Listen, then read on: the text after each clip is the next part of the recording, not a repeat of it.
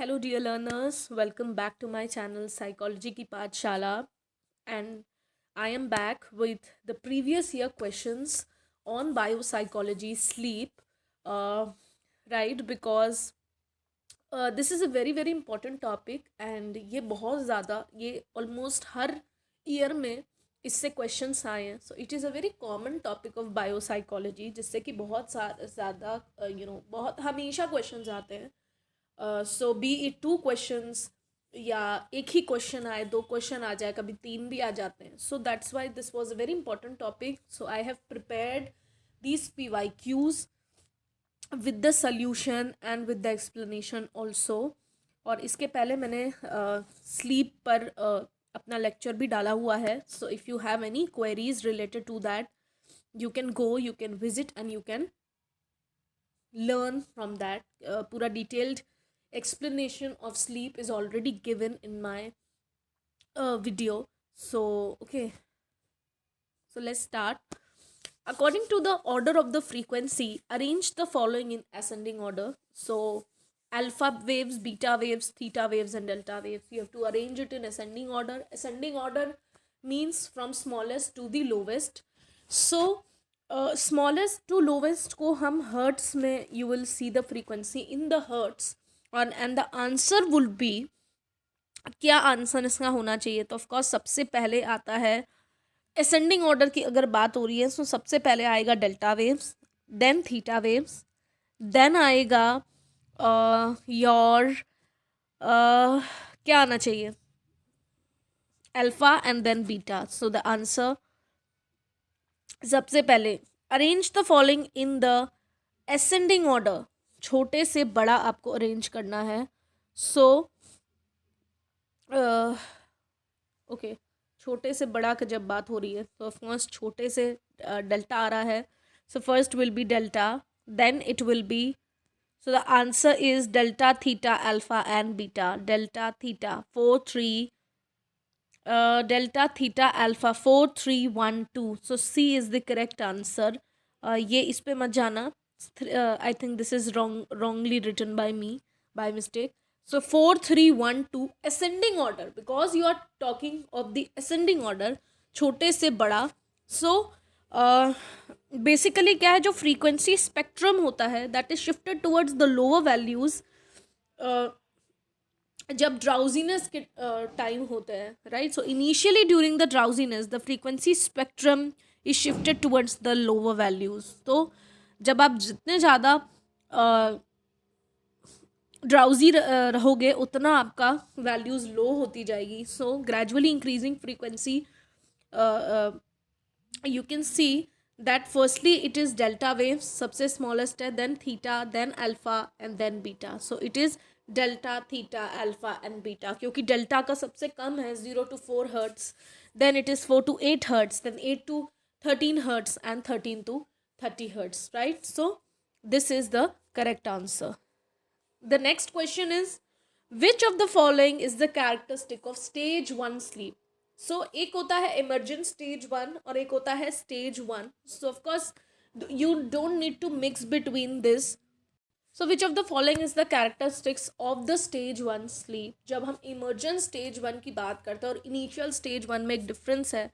सो क्या ड्रीम्स जो है वो स्टेज 1 में आती है? नहीं.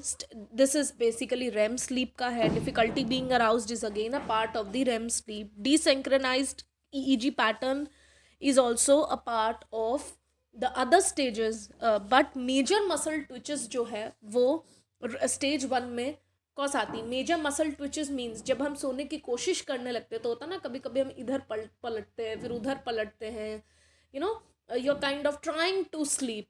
तो major muscle twitches is the correct answer over here. The explanation is that एक हिप्नागॉगिक जर्क होता है, एक इनवॉलंटरी ट्विच जब हम as you are falling asleep. So while falling asleep you experience this kind of a jerk in the body. So सबसे stage 1 है falling asleep, right. Then stage 2 which is deeper than stage 1, stage 3, stage 4, and finally REM में muscles cannot move. So muscles क्योंकि move ही नहीं कर पा रही है, so of course the muscle twitches will not be there in the in the REM sleep. So from deep sleep to alert awareness of the environment, which one of the following is involved in regulating the degree of arousal? Which is involved in the degree of arousal? So the answer will be the ascending reticular activating system, which is the 3 answer. और ये answer क्यों, how this answer is correct is because जो ascending reticular activating system है, it functions to arouse the cerebral cortex. ये हमारे cerebral cortex को arouse करता है, ये brain को awaken करता है to a conscious level, right? And it is responsible for maintaining the state of wakefulness. So जो wakefulness state है वो reticular activating system में होता है, involved है in this system. And of course when you will be awake,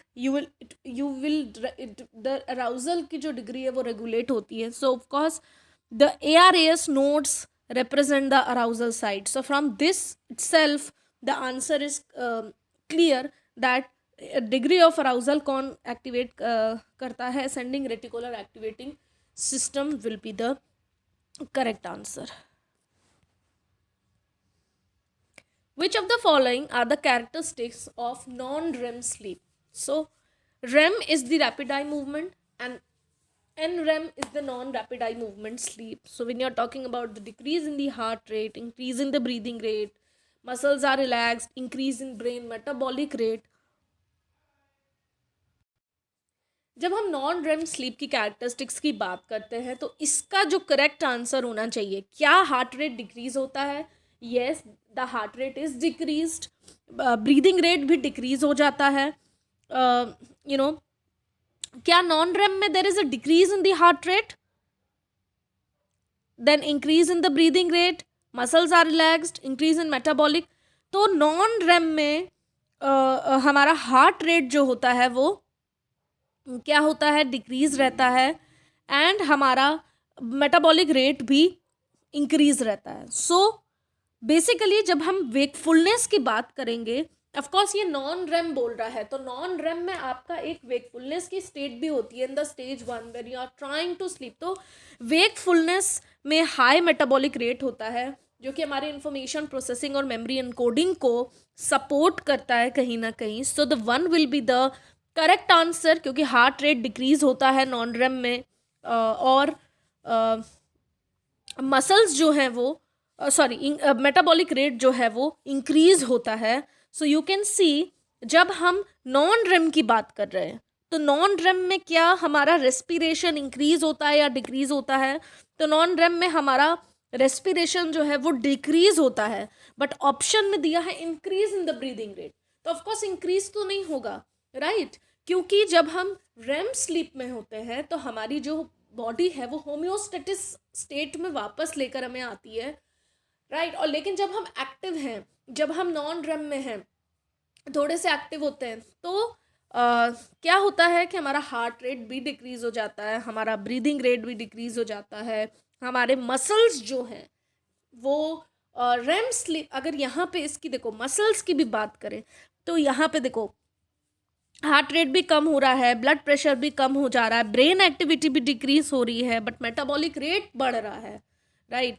सो यहाँ पे जब मसल्स की बात हो रही है तो मसल टोन, नॉन रेम में मसल एक्टिविटी होती है और रेम में कोई मूवमेंट नहीं है. सो ऑफकोर्स रेम में मसल्स रिलैक्स रहेंगी, बट नॉन रेम में मसल एक्टिविटी क्योंकि हो रही है तो वो रिलैक्स नहीं होगी, right? So in the option you can see कि muscles are relaxed in the non-REM sleep. तो no, muscles are not relaxed in the non-REM sleep, क्योंकि वहाँ पर कहीं ना कहीं कोई ना कोई muscular activity ज़रूर हो रही होती है.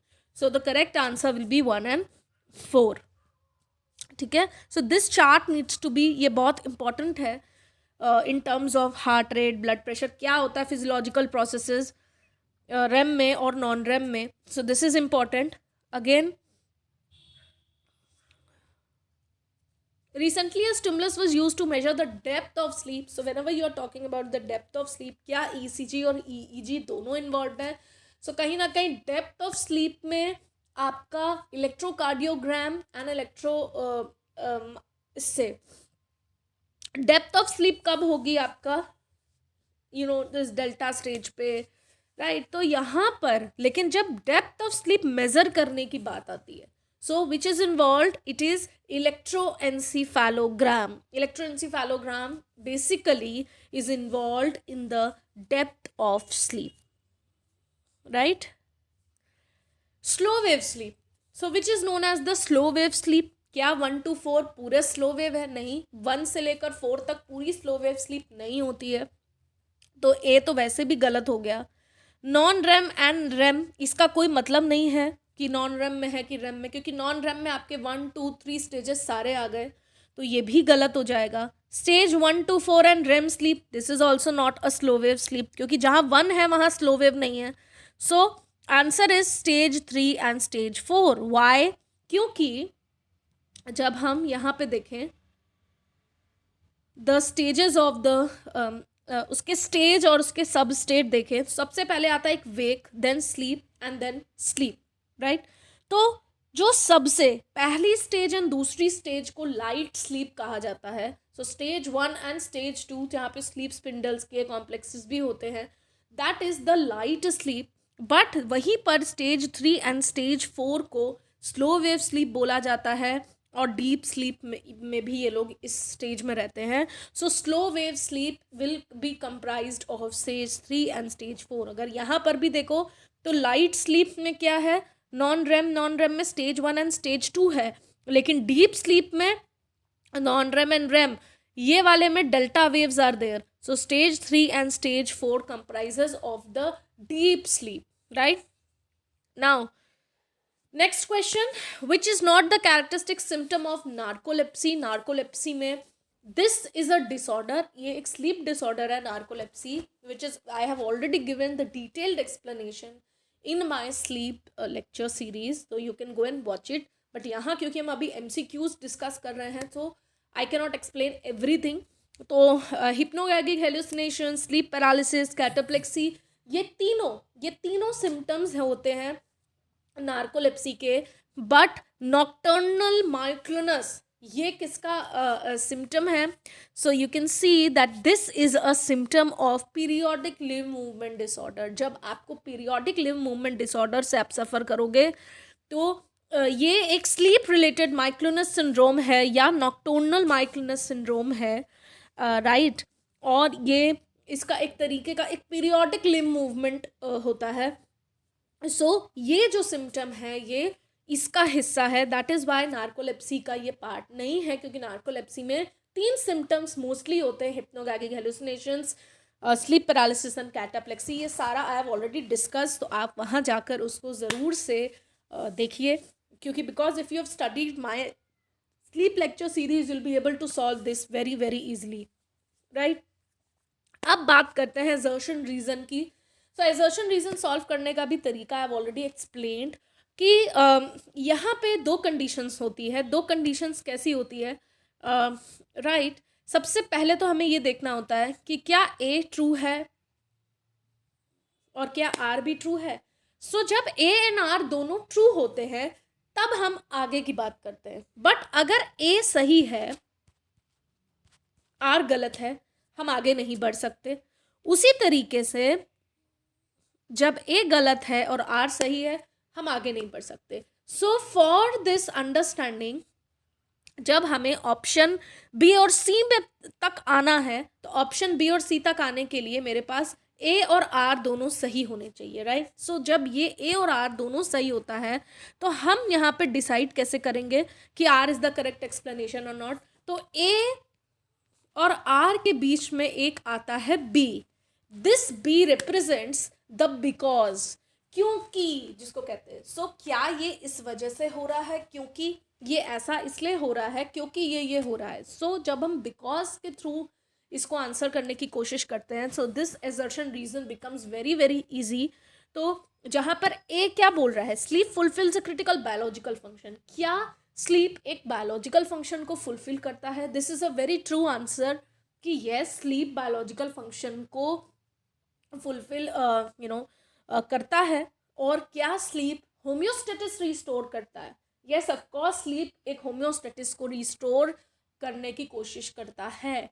तो sleep fulfils a critical biological function because it is required to restore the homeostasis. तो जब हम होम्योस्टेटिस रिस्टोर करने की बात कर रहे हैं, so restoring of the homeostasis is again important biological function. तो यहाँ पर आंसर क्या होना चाहिए कि A and R true and R is the correct explanation of A. So अगर हम इस तरीके से इसको सॉल्व करने की कोशिश करेंगे, so you'll be able to know the A and R and assertion reason आप सॉल्व कर पाएंगे, राइट। सो चलिए आगे बढ़ते हैं। The experiments show that coma, a state something like very deep sleep, results when portion of the dash is destroyed. So coma में क्या होता है, कोमा में बेसिकली आप अराउजल नहीं कर पाते हैं। सो इसका आंसर होगा रेटिकुलर फॉर्मेशन, कि जब हमारा जब ब्रेन का reticular formation which is the cortex part, cortex का जो एक हिस्सा है जहाँ पे रेटिकुलर फॉर्मेशन होता है, द अराउजल जहाँ होता है, तो reticular formation is again a part of the cortex. तो वहाँ पे जब आपका ये पोर्शन जब डिस्ट्रॉय हो जाता है तब कोमा हो जाता है। Emergent stage 1 sleep is characterised by, this is very important. मतलब इमर्जेंट स्टेज 1 क्या होता है, जब हम स्टेज 1 2 3 4 हमने क्रॉस कर ली, ठीक है, हम 1 पे गए, हम 2 पे गए, हम 3 पे गए, हम 4 पे गए, और हम 4 से दोबारा 1 पर गए। तो जब हम 4 से दोबारा 1 पर जा रहे हैं तो तब क्या हो रहा है, इमर्जेंट स्लीप, तब वो इमर्जेंट स्टेज उसको वो कहलाता है, it is an emergent stage, ठीक है। तो क्या इमर्जेंट स्टेज 1 में क्या होता है, तो ऑफकोर्स इमर्जेंट स्टेज 1 में स्लीप स्पिंडल्स या के कॉम्प्लेक्सेस नहीं होंगे, क्योंकि ऑलरेडी वो हो चुके हैं, वो स्लीप 2 का पार्ट होता है, स्टेज 2 का। तो स्टेज 2 तो ऑलरेडी हम क्रॉस कर चुके हैं, राइट। तो क्या होता है, सो इमर्जेंट स्टेज 1 में आपका इलेक्ट्रोमायोग्राफिक और इलेक्ट्रोक्यूलोग्राफिक चेंजेस देखने को मिलते हैं। क्यों, क्योंकि हम रेम स्टेज को क्रॉस कर चुके, फिर हम दोबारा 1 पे गए। जब हम शुरू में 1 पे थे तो वहाँ पर इलेक्ट्रोमायोग्राफिक या इलेक्ट्रोक्यूलोग्राफिक चेंजेस नहीं हो रहे थे। अब पहले तो इलेक्ट्रोमायोग्राफिक क्या होता है, electromyographic is related to the muscle movement, myographic and oculo means oculomotor, eyes से रिलेटेड, मसल एंड आइज से रिलेटेड। तो जब हम स्टेज 1 पे हैं, तो जब हम इनिशियल स्टेज 1 पे, इमर्जेंट नहीं, इमर्जेंट तो 4 के बाद जब 1 पे जाते हैं तब होता है। जब हम इनिशियल स्टेज 1 पर हैं तो ये चेंजेस नहीं हो रहे हैं, राइट। लेकिन जब हम 1 के बाद 2 3 4 पर गए और 4 से हम वापस 1 पे गए, तब वो ये चेंजेस हो रहे हैं।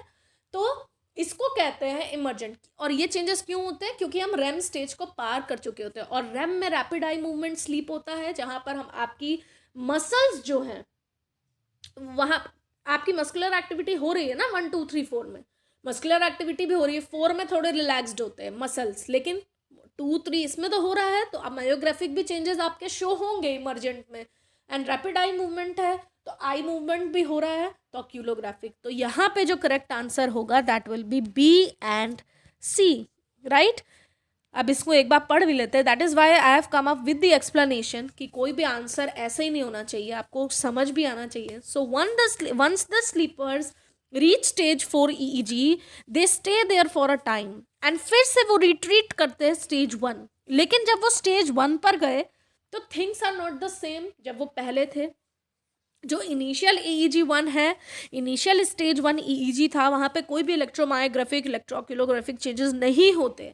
लेकिन जो स्टेज 1 स्लीप होती है, इमर्जेंट स्टेज 1, उसमें रैम भी होता है और मसल्स में लॉस ऑफ टोन भी हो जाता है। तो क्या इलेक्ट्रोमायोग्राफिक चेंजेस हो रहे हैं? यस, हो रहे हैं, क्योंकि रैम में आपका मसल टोन रिलैक्स हो गई, लॉस ऑफ मसल टोन हो गया, तो वो भी तो आपको इलेक्ट्रोमायोग्राफिक में शो होगा ना। तो इसीलिए electrooculographic and electromyographic changes are the correct answer. अब आ जाते हैं अगले क्वेश्चन पर। Which of the following is not a diagnosable sleep disorder? Sleep terror, somnambulism, insomnia, somniloquy. So इसका बहुत ईजी आंसर है कि somniloquy is the correct answer, क्योंकि सोमनीलोकाई का मतलब होता है कि जब हम नींद में बात करते हैं, हमें पता नहीं चलता कि हम नींद में कुछ बात कर रहे हैं, but you are continuously speaking. But ये एक बहुत ही कॉमन कंडीशन है, almost many of them do this. तो ये कोई एक बहुत ही डिसऑर्डर की तरह इसको नहीं माना जाता है, इसको आप नहीं डायग्नोज कर पाते हो। That is why somniloquy is the correct answer. So sleep talking right, chatting out loud while sleeping, जैसे again I have already told. So ये इतना फ्रीक्वेंट होता है कि इसको एक इस तरीके से नहीं देखा जाता as a disorder. It's not seen as a disorder. So sleep disorders can be characterised as, sleep disorder को भी दो कैटेगरीज में डिवाइड किया जाता है. ऑफकोर्स इंसोमेनिया एंड हाइपोसोमनिया को हम डिवाइड नहीं करते, क्योंकि इंसोमेनिया के is a disorder, is it self a disorder. लेकिन यहाँ पे हम कैरेक्टराइजेशन की बात करें कि जो स्लीप डिसऑर्डर्स हैं वो कहीं ना कहीं किस में आते हैं. So the answer will be parasomnias and dyssomnia. क्यों? क्योंकि पैरासोमनियास क्या किससे एसोसिएटेड है? They are associated with difficulty initiating और मेंटेनिंग द स्लीप. सो जब हम डिसोमनिया की बात कर रहे हैं तो ये किससे होता है? डिफिकल्टी इनिशिएटिंग और मेंटेनिंग द स्लीप या डे टाइम स्लीपनेस. सो इंसोमेनिया ये किसका पार्ट है? ये डिसोमनियास का पार्ट है. तो डिसोमनिया क्या है? It is a heading under which insomnia is coming. या इसमें और भी डिसऑर्डर्स होते हैं, that I have already given detailed explanation, आप उसमें जाके देख लो, उससे पढ़ो एक बार. डिसोमनिया एंड तो ये एग्जैक्टली क्या बोल रहा है कि स्लीप डिसऑर्डर्स को हम किसके अंडर में कैरेक्टराइज करते हैं.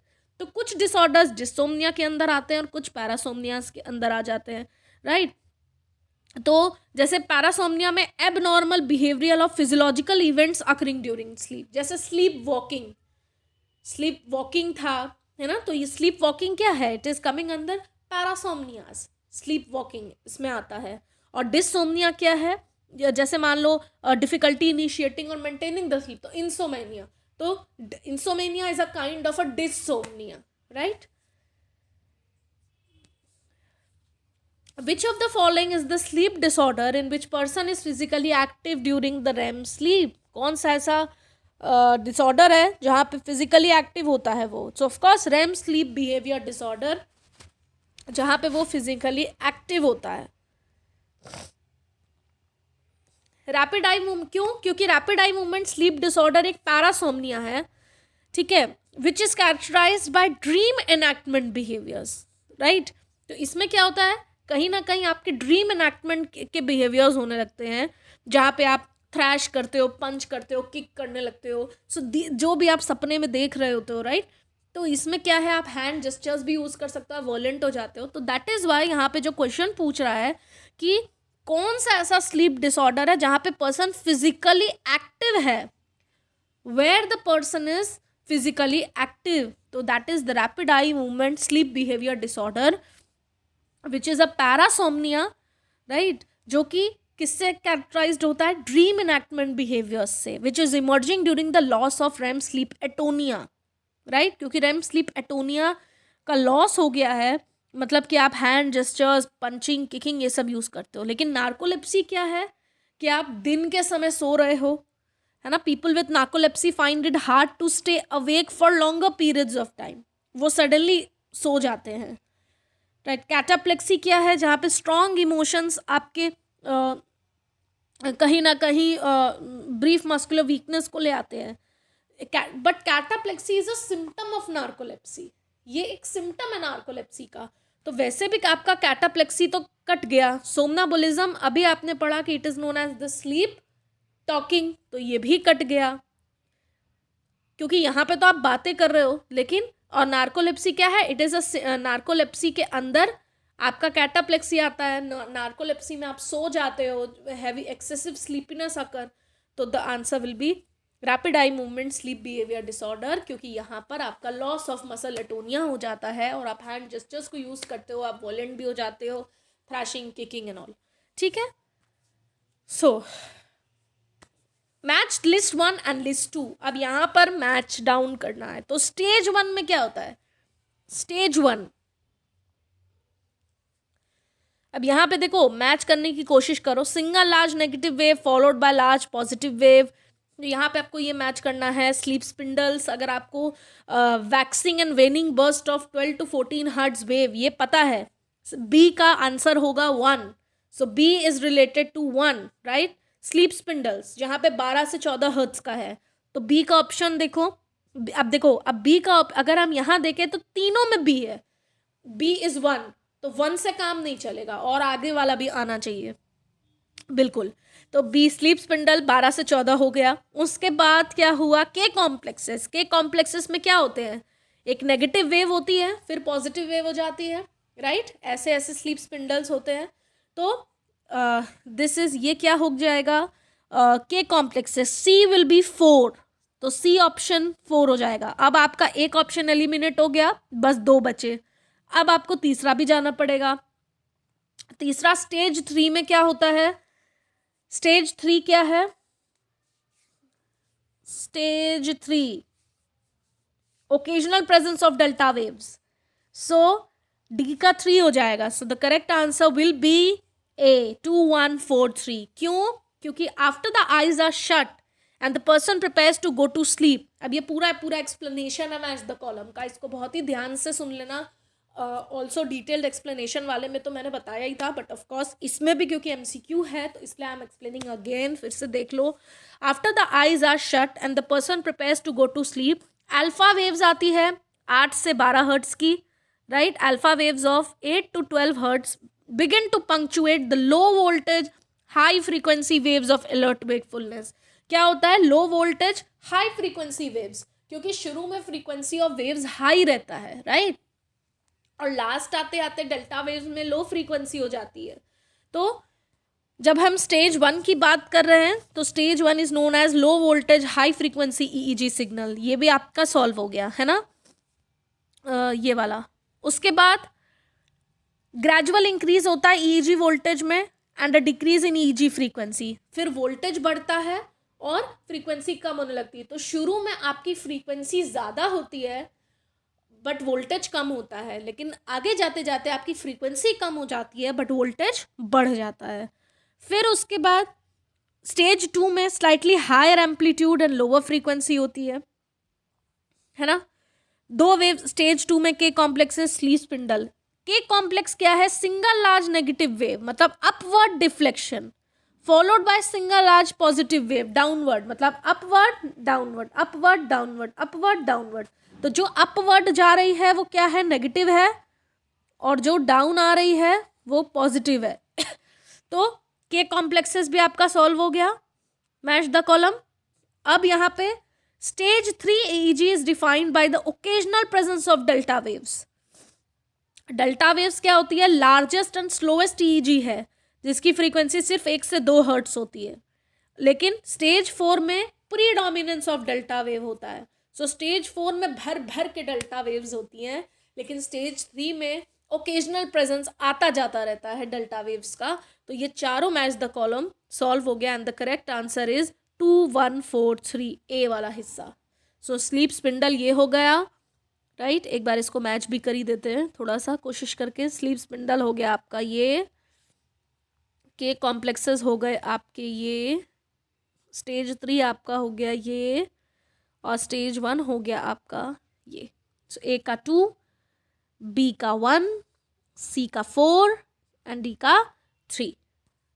अब बढ़ते हैं आगे की तरफ। सो अगेन ये मैच द कॉलम आ गया फिर से। सिरकाडियन रिदम डिसऑर्डर क्या होता है, स्लीप वेक साइकिल आपकी डिस्टर्ब हो जाती है। सिरकाडियन रिदम क्या होता है, एक बॉडी की इंटरनल क्लॉक है ना। तो आपका जब स्लीप वेक साइकिल में डिस्टर्बेंस क्रिएट होने लगते हैं। सो नॉक्टर्नल लेग क्रैम्प स्लीप क्या है, काफ और फुट मसल्स में आपके क्रैम्प्स आने लग जाता है।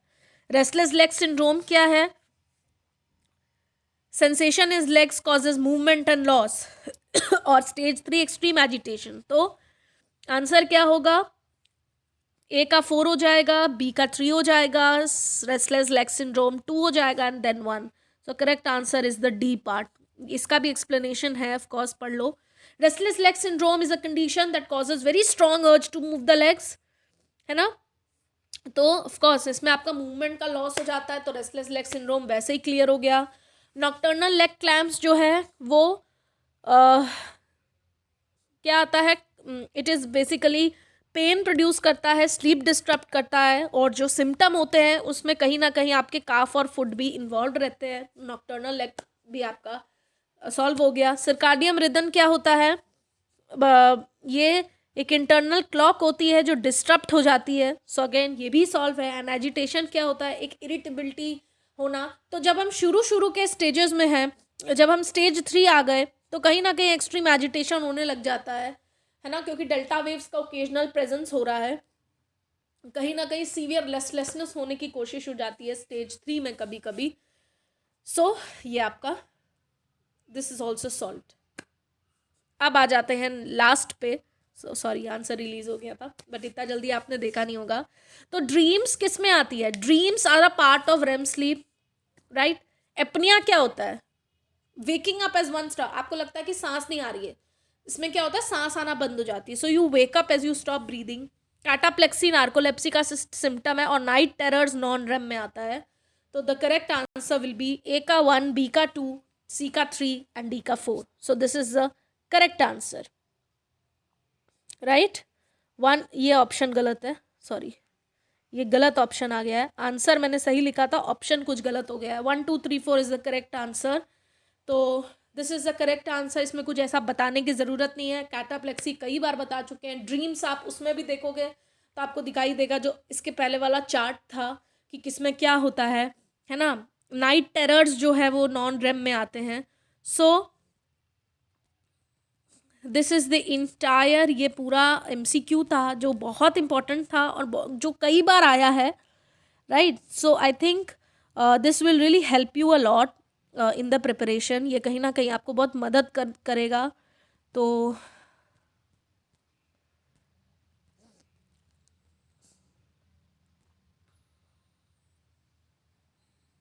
ओके इस वाले चार्ट में नहीं है बट ड्रीम्स उसमें है. सो आई होप कि this has helped you in any way और दी अदर. यही सारे मोस्टली क्वेश्चंस आते हैं and if you are clear with this part so आप इसको ज़रूर सॉल्व कर लोगे. So I be bringing more and more questions. थोड़ा जनरल साइकोलॉजी अब लेकर आएंगे क्योंकि थोड़ा सा जनरल जानना ज़रूरी है. एंड जब हम MCQs लेकर आते हैं तो you know when I bring the MCQs also, उसमें भी आपका कहीं ना कोई टॉपिक हो जाता है because I always bring MCQs with the some explanation and everything. So yes I try कि थोड़ा सा जनरल साइकोलॉजी अब रिलेटेड हो जिसमें सारे टाइप के क्वेश्चंस हो which will again help you a lot rather than एक स्पेसिफिक क्वेश्चन ला एक स्पेसिफिक टॉपिक से. बट ये टॉपिक बहुत इंपॉर्टेंट था. So I have brought up this topic. और अगर आपने स्लीप का डिटेल्ड एक्सप्लेनेशन पढ़ा है तो you'll be able to solve this also. बहुत ईजिली आप इसको सॉल्व कर लोगे. Okay, so I tried my best to bring all of these MCQs and if you really like the video, if this will help you in any way, थोड़े आपके doubts clear हो गए तो please channel को इस video को like कीजिएगा, share कर लीजिएगा and do subscribe my channel. And if you want any specific MCQs, अगर आपको PYQs थोड़े स्पेसिफिक चाहिए, किसी टॉपिक पे चाहिए तो ऑफकोर्स कमेंट करके ज़रूर बताना and give your feedbacks. And yes, do subscribe my channel Psychology Ki Pathshala. So I'll be bringing another topic which will be again a very important one. ठीक है? So okay dear learners, all the very best.